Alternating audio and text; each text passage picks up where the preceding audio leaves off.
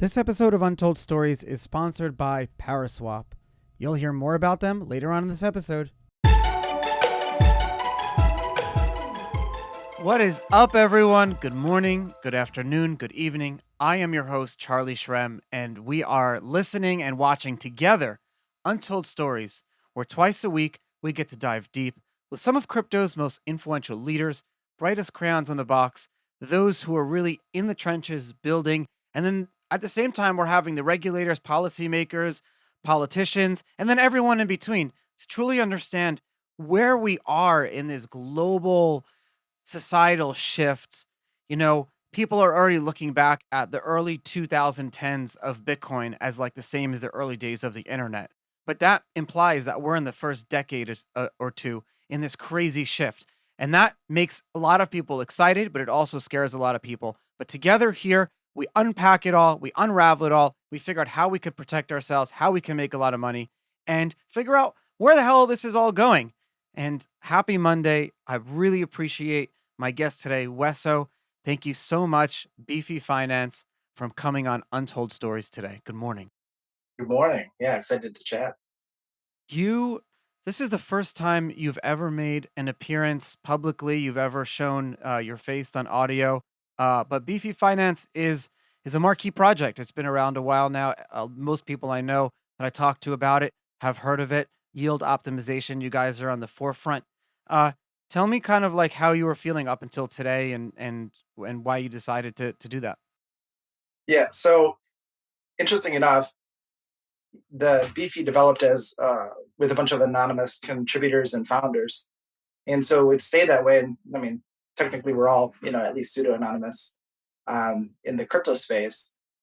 But we know as we became larger and we wanted to start doing conventions and starting to like get in front of more people, especially like marquee partnerships. So you're talking about like big exchanges and so on and so forth. Somebody has to sort of at least docs in some way or some capacity so that they can put a face to whatever the project name is. Especially so much and so that all the kind of drama that's been kind of going on in the crypto space with anonymous devs coming out to be somebody who they people didn't think they were, and causing a lot of uproar. But so I'm going to go to now a lot of these conventions, and I'm going to be in person. People and partners to meet with me and talk to me. So I felt hey, if I wanted to come on and talk to you, might as well show my face. Yeah, no, Supposed to be the first time. it's really important. But it's really important to have public facing, especially with all the people out there. But at the same time, I think it's also very important to preserve your privacy. And there shouldn't be an automatic like assumption that because you decide to be behind a private identity on the internet that it's automatically a negative thing. Now, we see both sides. We see obviously Satoshi is one of the perfect examples of why morally, maybe philosophically, ideologically, it's good to remain anonymous. But at the same time, we saw with Wonderland last week, the one of the founders there who was potentially had keys to the treasury of a DeFi, very big DeFi NFT project, um, was one of the creators of Quadriga CX, which everyone knows the back Canadian exchange. The guy ran off with $100 million or so dollars, and there's been books written, podcasts, New York Times bestsellers. I don't need to go down that road. So there's definitely like a balance. But even going back to my early days at BitInstant, we put our faces on the website, and I remember most exchanges didn't, and like Bittrex and BitPay did, and a lot of people. I had people coming to my parents' house where I was living just to ask me about Bitcoin, and I was like, so it wasn't a negative thing, but it was like an uncomfortable thing. That's the thing, right? So we're all developing something. We're developing like financial tools, right? Essentially. And so it's easier to be anonymous, right? Especially because you're dealing with like around the globe, a whole bunch of different contributors and people who want to use your protocol. But then like let's say something happens, right? And if you're not anonymous and you're the only doxed person on the team, then sort of like you're the target. Oh So yeah. you put like a layer of risk, um, especially being a DAO. We don't really exist in a jurisdiction, right? So like there's nowhere in the world you could say is like Beefy's incorporated. We're just kind of a global organization that a whole bunch of people come together and are building together. And for that, like depending on who's known within that organization, if somebody or a government or a user or somebody wants to you know get after somebody, the person who's doxxed is the person who's most at risk, right? Because it's easier to come after them. So it's that layer of complexity, I guess, with some of these non teams. That's why you don't really want to come out, right? Like you want to continue to build, but we're in a very gray area when it comes to like regulation. So we're not exactly sure, what you're allowed to do, what you're not allowed to do. So we're just kind of like building, and hopefully the regulation will kind of figure itself out. But um, depending on where you are in the world means it could also mean how important it is for you to kind of stay anonymous. I saw just this morning, or it was yesterday, that BuzzFeed was doxed the creators of the Board Ape Yacht Club.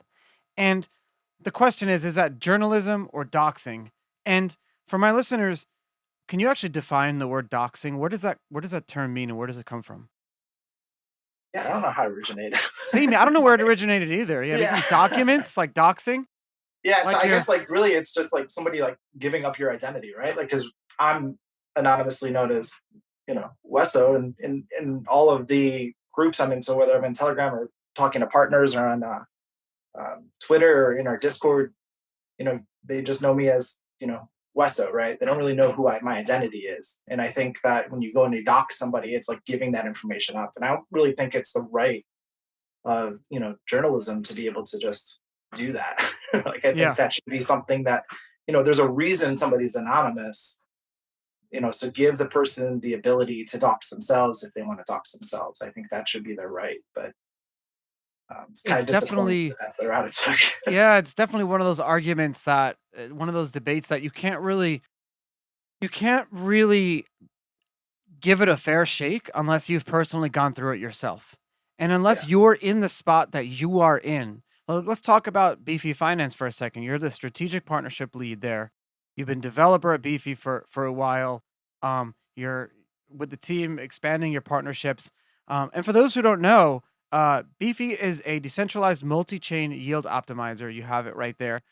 It allows your B. users to it allows your users to earn interest on crypto holdings essentially by depositing to these type of vaults where nothing is locked in, and it uh you guys go out and through all different smart contracts across 10 blockchains, over 700 vaults.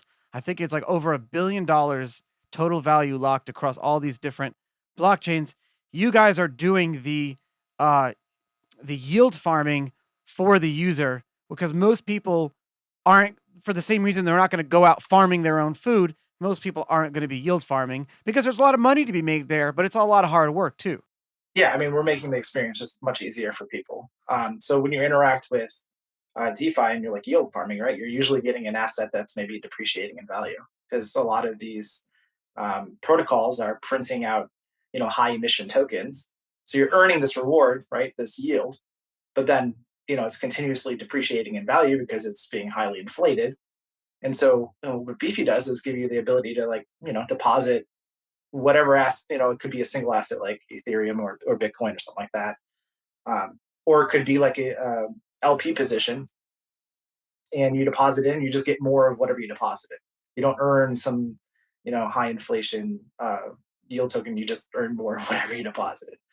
So we give you the magic ability of one, you don't have to deal with any of the transactions that would be doing that manual process yourself. And then two is the ability to take advantage of compounding, which is giving you exponential returns.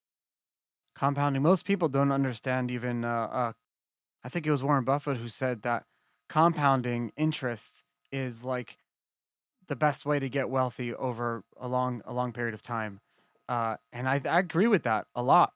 Just keeping your crypto, you know, and that's why I think that DeFi on Bitcoin is gonna be huge for the next year or two as well. Yeah, I mean, like DeFi in general, Yeah. it's still like it's a baby.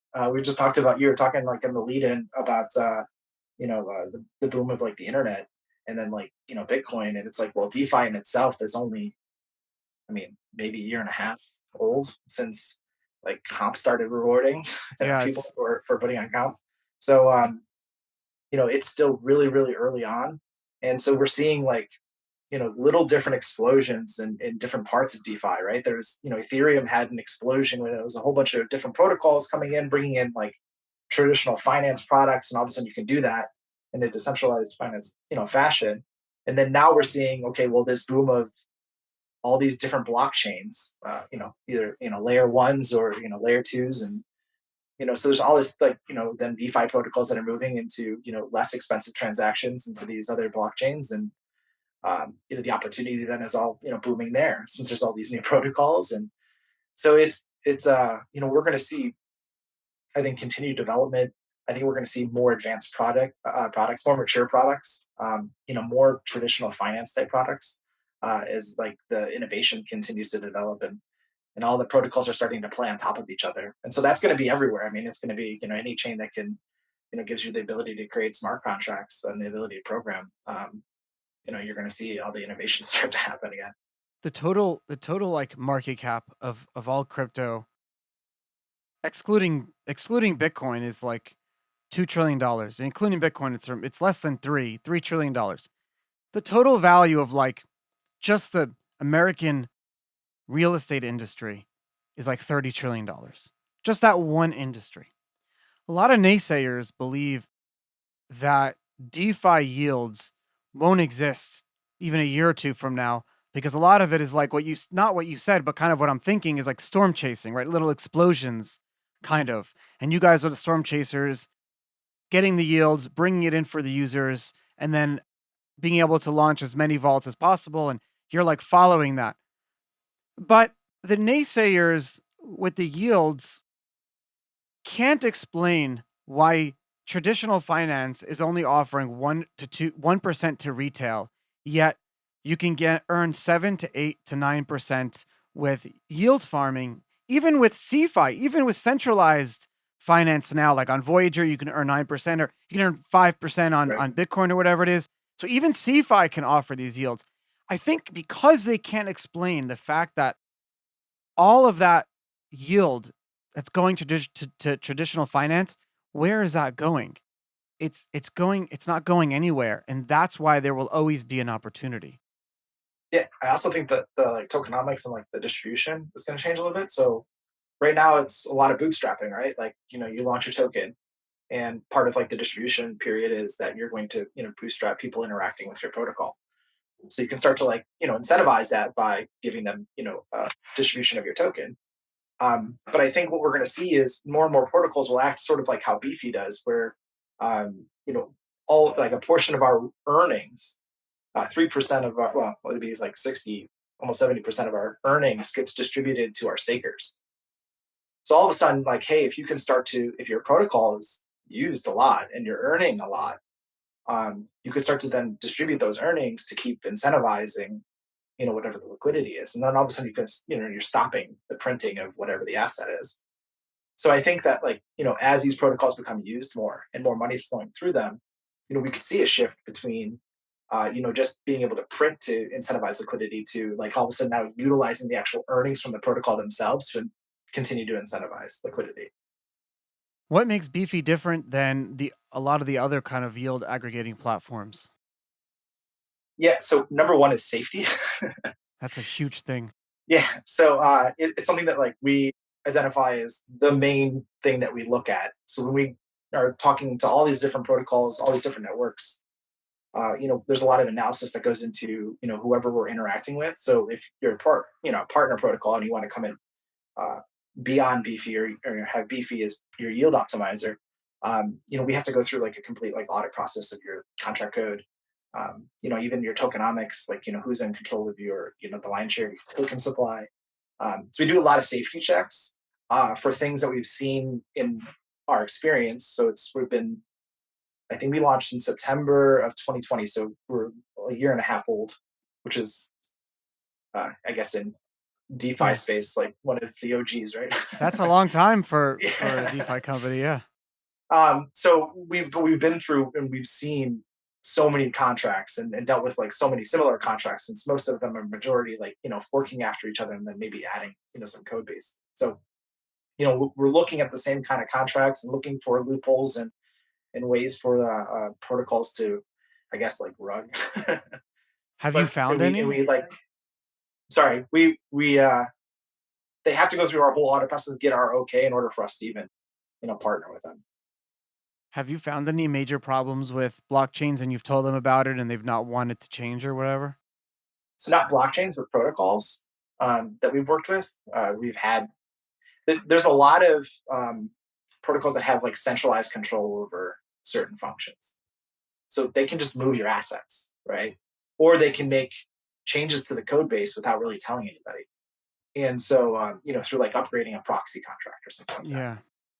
So we tell them, hey, like that's not secure. Or they need to have like some sort of like time lock or security in place, so that if for some reason there was like a update to the contract and it was going to impact like our vaults or it was going to impact our users, there's at least some time for people to react.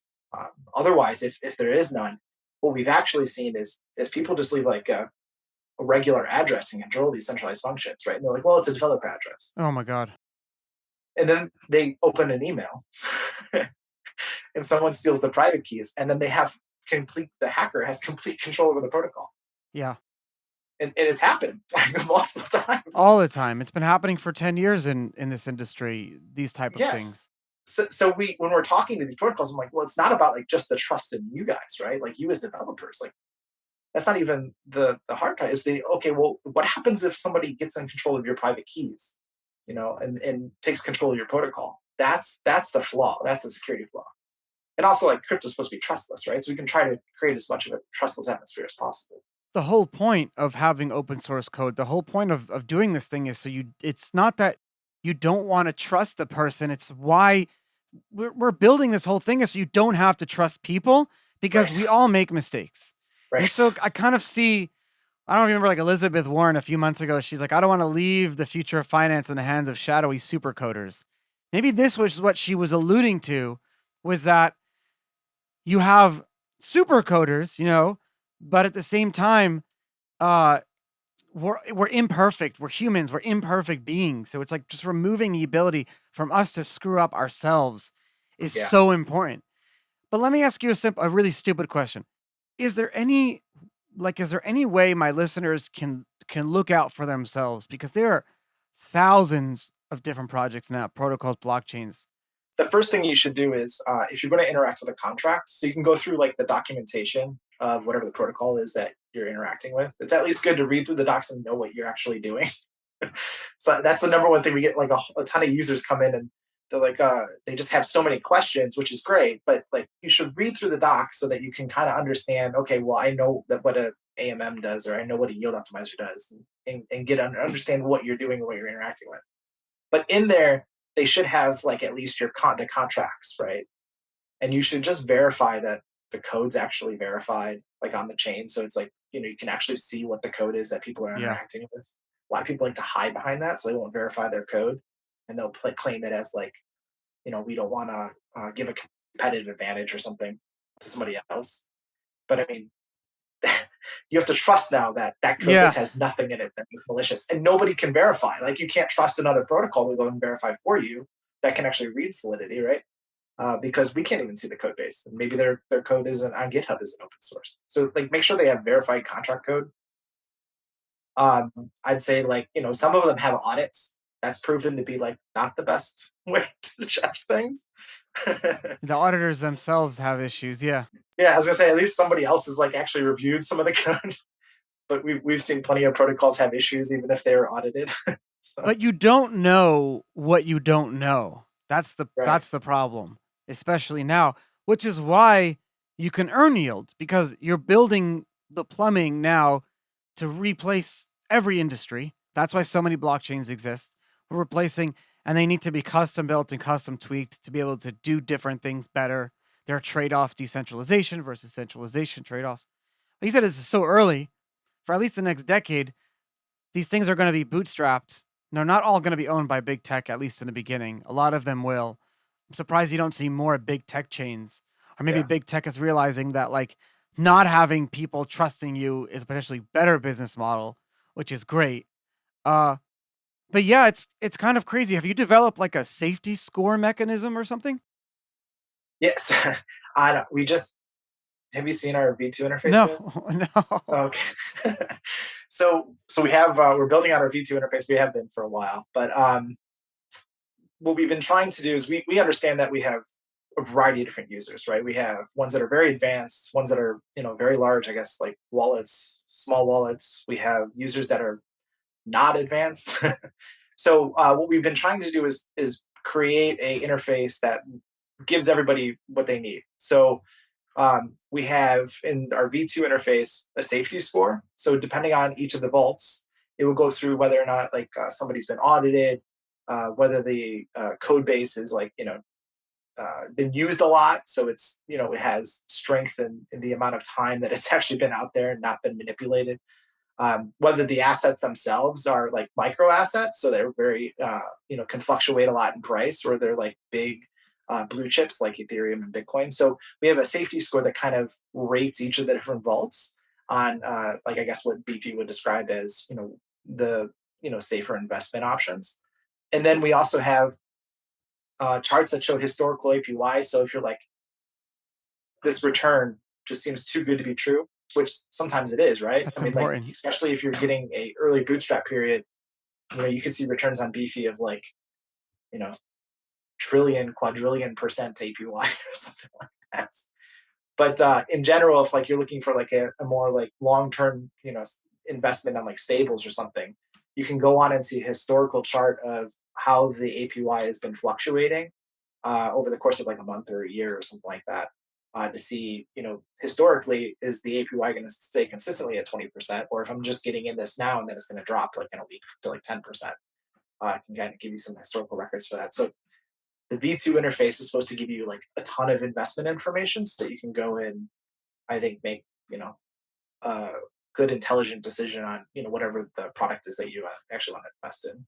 That's And so really that wonderful. Yeah, it's more information, especially with the APY volatility. You definitely see like sometimes it could be crazy, but then sometimes it could be like a good flat base. And it's funny because uh it's in the best interest of these protocols to work with you because as an investor, whether it be like personally or part of a fund, I'm looking for percent staked. I'm looking for what percent of this token is staked on some sort of token economic lever system to protect against bear markets. Do you think that bear markets will be different now because these protocols have these built-in systems for people to like long-term financially plan for their like how they view the price of the token? yeah, I mean, bear markets aren't great for anybody. But in general, like the whole space is kind of a little bit different, and I think it's funny because you're talking a little bit about like the I don't know. I guess you can kind of say we've been sort of in Yeah, whatever a this high is, bear this has market, 2 yeah. months. But like at Beefy, it really hasn't affected our TVL because we have such a large ability or large amount of options for stable vaults. So when people wanted to flee like more volatile assets, they just deposit in stables. So like our TVL hasn't really fluctuated. It's remained pretty consistent of like right around a billion, a little over a billion. And I think like, as what we were just talking about, there's so much innovation still happening. And so many like new protocols that are coming on board. There's gonna still be like a lot of money that wants to, get in and be part of this. So I just don't see like, I think the bear market would have a hard time because of the amount of opportunity right now still going on. So maybe we'll have bear markets to certain assets, but I think as the whole space in general is going to continue to keep building. I mean, we have 13 chains now. If it exists and as a blockchain with opportunity, Beefy's on it. But Why no it's Ethereum? it's coming. We wanted to make sure that I like that. No, you don't need Ethereum. There's so much opportunity everywhere else. Let other people deal with Ethereum. it's funny. It's funny because so many people are like, "When Ethereum?" And it's like, well, I'm just but more curious. we're the player everywhere else. So it's like, we've kind of made our name in being the yield optimizer These are on every cool, other yeah. chain, right? And so much so that all these new networks that want to come on or that are starting, right? So, and need to get like protocols over there to help bootstrap their ecosystem want Beefy. So it's like, now we're on 13. We have like 4 or 5 that already are saying, hey, we're launching in the next, like 5-6 months. We want you to be on. So we're continuously having this like, um, this drive to continue to build and continue to expand on all these other chains. For Ethereum, that we're going over there, we're a yield optimizer, similar to some of the other ones that are over there, like, I guess like Harvest and Pickle and Urine, and um, they all do something a little bit different. But we're going over there to compete with everybody, right? And we have a low fee structure. Our fees are like 4.5% compared to like, I think some over there on Ethereum are like 20%. Okay, So so like, yeah. So I mean, we'd have like, I guess, the competitive advantage in fees, but then we're like, it's expensive transactions. We have to build out our whole infrastructure to make sure that our deployment costs are lower, and so it's a lot more than just, hey, like, let's flip a switch and get over there. We just want to make sure that everything's 100% correct if we're going to go and develop there. Plus, we have, like I said, only a limited amount of developer resources. So if we have all this opportunity on new blockchain, it's hard to verify which one's going to be the better opportunity. Sorry to interrupt your regularly scheduled programming, but I wanted to tell you guys that if you're using PancakeSwap, Uniswap, DYDX, SushiSwap, you're doing it wrong. You need to be using Powerswap, because Powerswap is a user interface, a decentralized smart contract platform that sits on top of all of these. And when you go to Powerswap or untoldstories.link/Powerswap, because they're refunding your gas, if you go there, then you'll be able to, on top of Ethereum, Binance Smart Chain, and Polygon, look for the best prices for your tokens and swap and do everything in one predefined transaction on chain. Instead of having to do the approval to this token, to that token, to do all these different things, Powerswap does it all for you. It's decentralized. They just released their API version 5 that you can see everything. It's all open source. Very cool stuff. Untoldstories.link/Powerswap. If you're using any of the other decentralized protocols, you're doing it wrong, because you need to be using the routing, beautiful Powerswap routing system, and it's fully decentralized too. It's gorgeous. I'll talk to you guys soon. Okay, so I'm on Beefy, and I'm on Polygon, and Powerswap, which is one of our sponsors. I love them. Been sponsored for over a year. Powerswap too. Great company, great people. I think I've had them on the show twice. So you have a pool here, the Powerswap Matic LP, where I can buy the token or I could buy the token directly there. I'm assuming for other stuff, there's a swap function built in, and then I can add liquidity. So what is this specific LP token? What would I normally be doing with it? And then what essentially, can you tell me, like, do you guys, or what does the pool vault do with it? And then how does that affect Powerswap as a company? Okay, we'll start with. This is so cool. We're explaining DeFi yield optimization to people. Yeah. So we'll start with what, like, yield farming in general, right? So I think that one's what, QuickSwap pool? I think so. Yeah. Okay. Yeah. QuickSwap. So for QuickSwap, so you get, like, I think it's Matic PSP, right? Is the token. So you would have to, Powerswap has their token. In order for people to trade PSP on QuickSwap, there needs to be liquidity. There needs to be, people to pool together, Matic and PSP, so that you can trade out of PSP into Matic if you wanted, or to whatever else you wanted. So people go and they provide 50% of each, right? 50% of PSP and 50% of Matic, and then they create this liquidity pool token that people can trade in and out of. So if you wanted to trade Matic for PSP, you can. If you want to trade PSP to Matic, you can. And that's pretty much how the AMMs work. And the LP token is it an ERC20 token, or is it a okay? So then that represents 50%. Okay. Yeah, you would hold then that position of, or that amount of, the LP that is provided on QuickSwap. And so with that, in order to, I guess, incentivize people to create the LP position, so there's enough liquidity for people to trade in and out of the position, QuickSwap will offer a farm, and they'll reward you. I think they're rewarding in DQuick, which is their revenue producing version of Quick, right? And so as a farmer, you've created now this, like, liquidity pool token, and you deposit it into the yield farm, and you earn DQuick on the side. Okay. which is So good most in people itself, don't right? want D quick, or they may want but at the end of the day, they may want just back the original OG token. Yeah, I mean, let's say that you're farming it because you believe in Paraswap. It diversifies your risk a little bit, right? Because it's like 50% of each, and you have to kind of look up what impermanent loss is because increase in one of the asset prices, you know, kind of gives you impermanent loss. So you have to kind of look up like what that means to you and how that kind of affects you. So that because the assets aren't going to always be equalized. Oh yeah. But like let's say you deposit, so now you have that option, right? And you're earning DQuick, but you're Paraswap Maxi, right? And that's really what you care about. You want the DQuick token. So with Beefy, you can do two things. You can either deposit the LP that you created, right, into Beefy. And what we'll do is harvest the DQuick rewards. We'll then convert it to more of the PSP Matic LP position, and then deposit it into the farm to continue to add more liquidity. And then your position in Beefy continues to grow in value of PSP Matic. So you continue to earn more of what you deposited instead of the DQuick on the side. And at an exponential rate since your deposited value is continuing to increase. So what you just explained, that has been happening in institutional capital and Wall Street to the tune of trillions of dollars a year, let's just say, globally. But for a very, very few select people, probably a few thousand people around the world, directly earn income from traditional liquidity farming and things like that.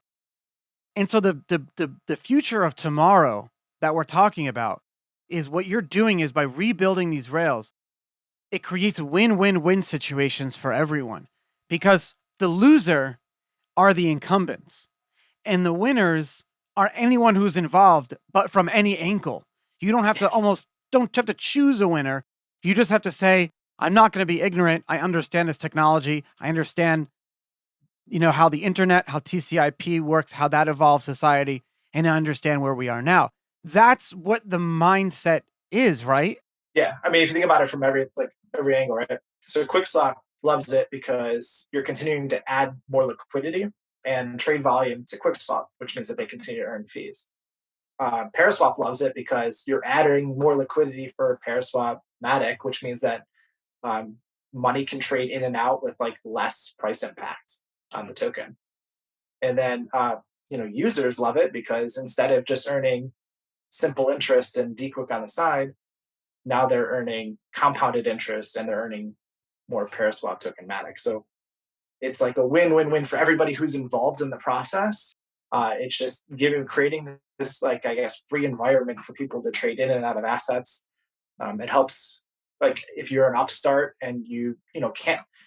I remember 2017, when the whole ICO thing was going on, and it was really important for you to get on a centralized exchange, right? Like you had to it was like all of a sudden like everybody's like Yeah, if you watching couldn't get on feeds, like exchange, yeah, you were yeah, you done. had to basically go bagger, give up all this money to be able to get listed. And then if you're on a centralized exchange, it would do great things for your token price. But if you couldn't get listed, or you got listed on like some not high volume exchange, it kind of was like the death of your protocol. This whole like decentralized exchange thing that Uniswap started lets like all of these protocols like to basically come on, and I guess through emissions, at least at first, they can kind of bootstrap themselves. So you don't have to rely on a centralized exchange. You can just do it yourself. You can go add liquidity or make a partnership with one of these exchanges and see if you can incentivize the liquidity pool. So it's freeing from that, like Yeah, freeing from it's innovation at least. how will this affect like do you think about how this will affect like insurance products or companies' ability to start up a supply chain somewhere or like um with like institutional capital with stock and underwriting investment banking is this going to change how we do all of that? I mean, institutions are already using it. like True, there you go. they're already using products like I'm sure ours and Yearn and stuff like that because it is as long as you prove yourself as to be secure and like investable thing. And we actually have we're talking about like insurance on the crypto side, there's like smart contract insurance. We have a partner with Insurace that's like insuring our vaults. So we have like these added layer of security protection that like encourages, I think, institution hedge funds and stuff like that to, use BP to generate higher yields. And I think you're going to see more and more kind of get in the game when it comes to that. But yeah, I mean, the opportunities are kind of endless. And really, I mean, we're talking here, and I think there's like only probably a portion really kind of understand all of this, right? Yeah. And that's even on the traditional finance side. If you've, Yeah. I tell people, if you've made it this far into the show and still understand like most of what we're talking about, you are like the crypto 1%. This is not easy stuff. We're learning it as we talk about it, which is why this show exists. I didn't want to be vanilla, like explaining things at a very high level. This is a show for industry folks. If you work in the industry, you're listening to this because we're talking to other people. This is the development of crypto right here. Talking, wargaming, coming up with ideas and things. How many good ideas. And what's cool about it is that I see so many new businesses launching as DAOs. In fact, this show will probably be owned by a DAO in the future. Yeah, like a DAO will come along and offer to buy it or something like that. Well, it's not for sale, but that's the future. DAOs are going to buy up IP, media rights. They're going to buy everything. They're going to own from Blockbuster DAO to Constitution DAO. I really, really need to understand more. And I think regulators need to understand more of like the new type of LLC, how this would all work. But do you guys have a DAO? Do you run a DAO? Yeah, we're down. We're actually, so if you want to look at like actual DAOs, right? So a lot of people say that they're a DAO, but they're really not run like a DAO. They're just a couple people that are like making, decisions. So we actually had 4 founding members that created Beefy. And the goal was always to like hand it off and have the DAO run it. And so I'm not one of the 4 original founders. I came on in February of last year as a developer, just like wanting to contribute. And the 4 founding members are no longer part of Beefy. Like really? one of them stays on like mentorship capacity, but the others have like left and moved on, and they've handed it off as a DAO to the community. So everybody who runs Beefy right now is a contributor, and we've even started to implement contributor monthly kind of like reoccurring contributor funding, so we can kind of like pay our contributors. We do bounty programs. Everything that's like has to do with our treasury is voted on. We actually just had like there's a whole phantom thing going on with like Andre's solidly project. So Yeah. we actually had an AMA today because we're going to have a major vote on what we're supposed to do as one of the protocols to receive the NFT from Andre. So we're trying to be very engaging. We'll have like Twitter posts about important DAO votes. So we're trying to be the DAO that sets the standard of like how this is supposed to be done, right? Like so relying on the community contributors in order to continue to move the DAO along. Making sure that our treasury fund decisions are open and transparent, so that and then it's controlled by like a multi-sig of like 7 community members to make sure that if any of the transactions are going through, they're legitimate. So it's like a check and balances type of system. So you rely a little bit on the core contributor base to say, hey, we understand that this team is wants to continue to develop everything, and we trust them. But at the same time, there's the checks and balances from the community, making sure that we're supposed to be doing the right things, that we're spending the treasury in the right way. But it's a continued development. I think DAOs are just as early as everything else. We're going to continue to grow and learn how to run things, but it's a little bit difficult.